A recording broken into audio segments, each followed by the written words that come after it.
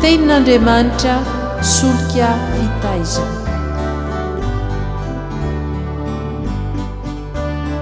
Fandaharana atolotry ny radio teny fiainana miaraka amin'ny fikambanana hira sy filazantsara.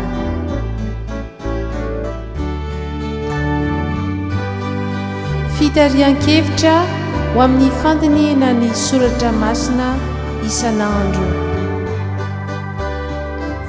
Fa tsy menatra ny filazantsara ao fa herin'Andriamanitra ho famonjena izay rehetra mino izany. Ny tenin'Andriamanitra Solika Fitaiza.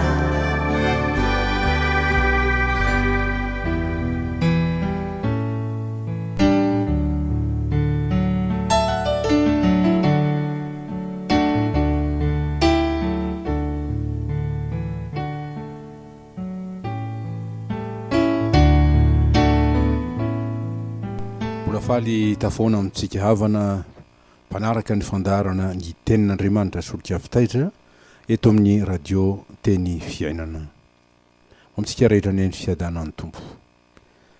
Ny loha FDB banjentsika mandritry ty herinandro ty dia ny hoe amin'ny anaran'ny tompo mitadiava an'Andriamanitra. Azo lazay no lehibe tokoa zany loha hevitra izany satria mitana mo amin'ny fihaonana amin'Andriamanitra sy ny fahalalana azy. Ny fanontaniana mipetraka avy hatrany kosa nefa dia ny hoe azo tadiavina tokoa ve Andriamanitra? Ary azo atao va ny mahita azy? Tsy hoe Andriamanitra tsy hitany maso izy. Araka ny Timoty voalohany toko voalohany 7:12. Manaraka izany dia voambarana ny soratra masina fa zava-mahafaty ny mahita azy. Izay antony nahatonga ny zanak'Israely ny teny tamin'ny Mosesy raha finitinina manao hoe aleo ihany ianao no mifandray mivantana amin'Andriamanitra, zany hoe miaona aminy, miresaka aminy, mifampiraraha aminy mba tsy ho faty izahay. Ary voalaza ny soratra masina fa nankasitran'Andriamanitra ny Israely noho ny teny mpahendrena izay nataony. Izany dia hitantsika amin'ny Deutéronome 5:20 ka hatramin'ny 5:20.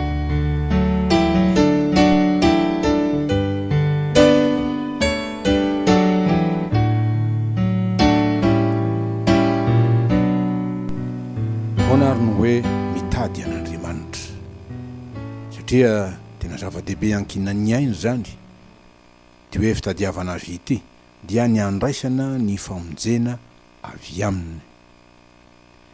Mety ho hita ary ve Andriamanitra? Zay ny fantaniana. Vaniny dia matoa izy mihitsy no manendry ny fitadiavana azy dia satria manaiky ho hita an'izay mitady azy izy.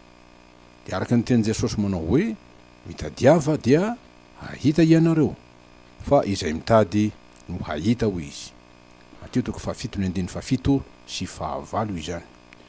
Ary Andriamanitra dia manan-karena sy fahasoavana omena raha teo izay rehetra tonga eo aminy, fa Andriamanitra tsy miantso foana ny olona anatona azy. Tsy vitan'izany fa dia toky lehibe no omeny raha hoy izy manao hoe hitan'izay tsy nitady ahy aho. Dia araka izay andro zay ny eo amin'ny Osea manao hoe hiantso ny tsy oloko hoe oloko aho izy, ary ilay tsy malala hoe malala. Boky ny Osea mpaminany zany toko 2:5-20. Milaza ny teny rehetra zany fa izay sarotra amintsika maha-olombelona atsika dia ny hoe mitady an'Andriamanitra sy ny mahita azy dia mora kosa rehefa izy no manao izany.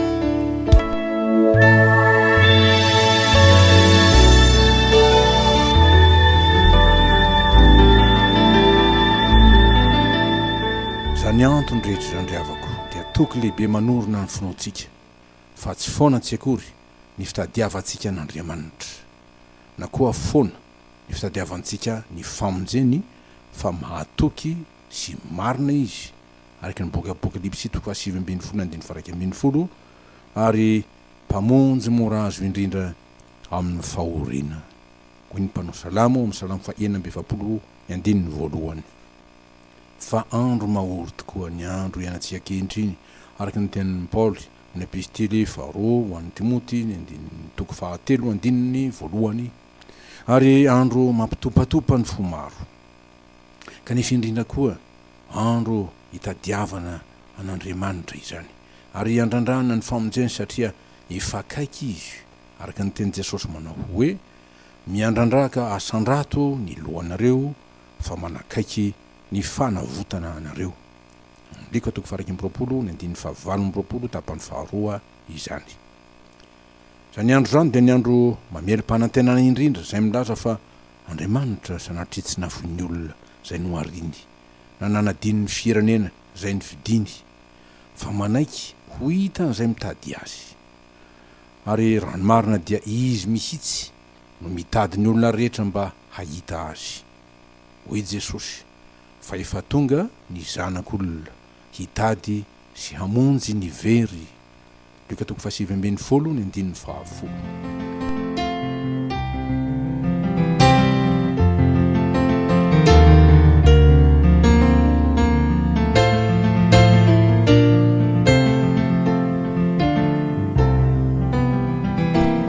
Dia arak'izany no hevitra zay nomenantsika ho amin'ity andro alatsinainy 7 oktobra ity manao hoe Andriamanitra miantso hitady azy. Dia hoy izy izaho tamin'ny firenena zay tsy nantsoina tamin'ny anarako inty aho boky Isaia mpaminany toko 5 ny tapany faharoa amin'ny andininy voalohany zany. Nivaky teny menantsika ny voalohany dia ny epistily ho Rômanina toko 7 ny andininy 7 ka hatramin'ny 9 ary nivaky teny faharoa dia ny boky Isaia toko 5 ny andininy voalohany sy faharoa. Ny fototra iraisan'ireo teny roa ireo dia ny fananaran'Andriamanitra ny Israely olony zay tsy nahay ny aino na nitandrina ny tenin'Andriamanitra ka natonga azy hitodika any amin'ny firenekafa. Natonga ny tompo zany hitodika any amin'ny firenekafa zay antsony hitady azy ary antsony ka hahita azy. Fa Andriamanitra dia tsy mahafoy raha teo ny olona n'iza na iza ho very na ho rembon'ny fahavalo dia ny devolo zany zay mpandringana ny satanan'Andriamanitra raha azony atao, koa dia antsony avokoa ny olona rehetra hanatony azy. Ary ny olony zay variana dia antsony Miverena aminy. Ho ary rehetra ireo dia hoy ny teniny: he ianareo rehetra zay mangetaeta mankanesa amin'ny rano, ary ianareo zay tsy manam-bola avia mividika homana. Eny avia mividi divay sy ronono nefa tsy am-bola na mikarena. Hoy ny teniny boky Isaia toko 5 andininy voalohany. Miantso hitady azy.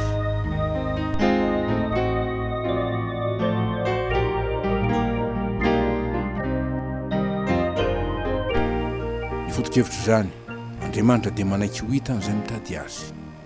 Ary dia milaza tokoa izy amin'ny alalan'ny mpaminany fa tsy foana tsekory na sanatria filaniny miantso zay ny nampitadiavany ny olona azy. Manarak'izany satria zavatra tsy moro zany hoe hitady an'Andriamanitra raha tsy izy no mitarika ao amin'izany. Ny hanieritsika dia ny miantso azy mba maliny ny hataka ataontsika ka isehoany amintsika amin'ny famaliana ny vavaka ataontsika. Dia mbola toky azo antoka koa nomeny amin'izany manao hoe antsoy aho fa izay miantso izy no ho vonjena. Fa Andriamanitra dia akaiky izay miantso azy, ary izy tsy hanosy-botanana ny olona zay manatona azy. Raha hitany fa manatona azy amin'ny fo marina izy dia vonina tokoa Andriamanitra ny iseho amin'ny olona tahaka izany. Dia nomeny raha teo ny teny fikasana fa izy dia hitan'izay tsy nitady azy aza. Milaza zany fa tsy zavatra sarotra no mahita azy rehefa mitady azy amin'ny foto koa. Ary miray azy ny fitadiavana azy araka ny teny eto manao hoe inty aho.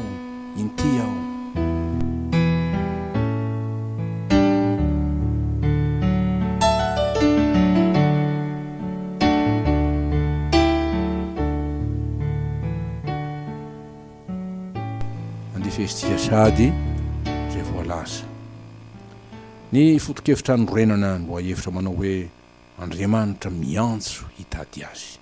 Dia ny hoe raha Andriamanitra mitaona antsika hitady azy dia izy mihitsy no efa tonga hitady amonjy atsika zay very ao anatin'ny tsy fahalalana azy.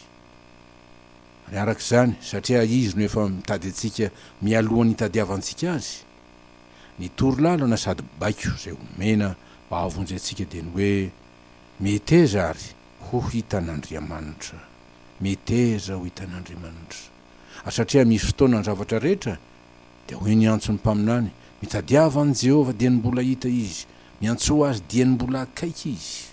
Isaia 5:25. Efa nanorotra ny lalam-pamonjena ho antsika ny Tompo, ary lalam-panafahana ho an'ny tany sy ny firenentsika riavako. Tsotra sy mazava ny lalana tondroiny ho izy, aoka ny ratsy fanahafo ny lalany, ary ny tsy maro nahafo ny heviny. Aroka hiverina ho amin'i Jehova ireny fa hamindra fo amin'izy. Eny ho amin'Andriamanitsika fa hamela heloka dia hamela heloka tokoa izy. Isaia 5:17.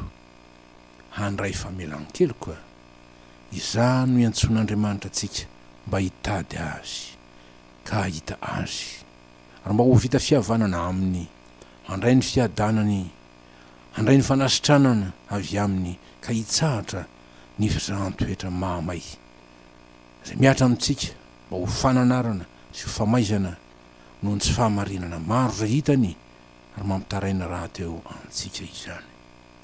Amin'izany dia hoy ny teny fitaoman'ny mpaminany amintsika manao hoe mitadiava an' Jehova dia ho velona ianareo. Boky Amosa mpaminany 5:5 tapany voalohany zany. Tandremo tsy ho tratrany tsy finoana ka hianahana, fa hoe mafy loatra ny zava-miseho ka Andriamanitra efa nafoy antsika. Ny ataontsika riavako dia tsotra ihany, miverena amin'Andriamanitra dia hiverina amintsika izy, mitadiavan'Andriamanitra dia ho hitantsika izy, miantso azy dia hamaly antsika izy. Andriamanitra malemy fanahy sady tsy miavona ampoa Jesosy.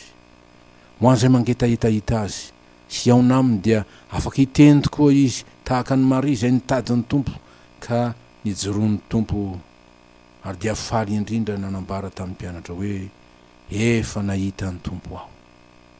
Dia tanteraka toraka izany koa ny fifalian'ireo mpianatra ny Tompo raha nahita an' Jesosy nitsangana teo afovoany tao amin'ny efitra ambony zay niafenany no nitahotra ny Jiosy, ka niteny taminy nanao hoe ny Tompo fiadanana ho anareo. Dia mba ho tanteraka amintsika rehetra koa ny izany zay lazay ny tenin'Andriamanitra hoe mitadiava an'Andriamanitra dia hitazy ianareo.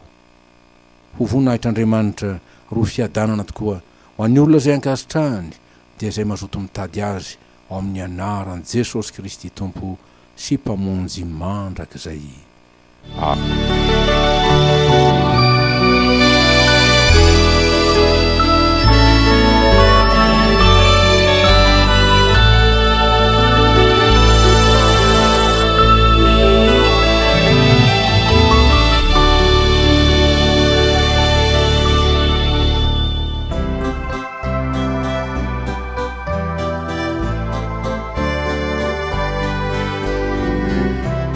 Ny tenin'Andriamanitra Solika Fitaiza.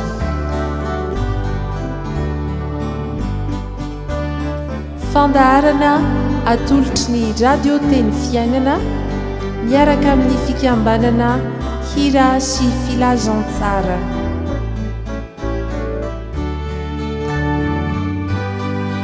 Fitarian-kevitra ho amin'ny fandiniana ny soratra masina isan'andro.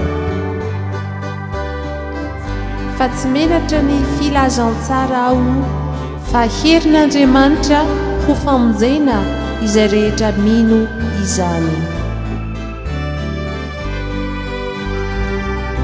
Ny tenin'Andriamanitra Solika Fitaiza.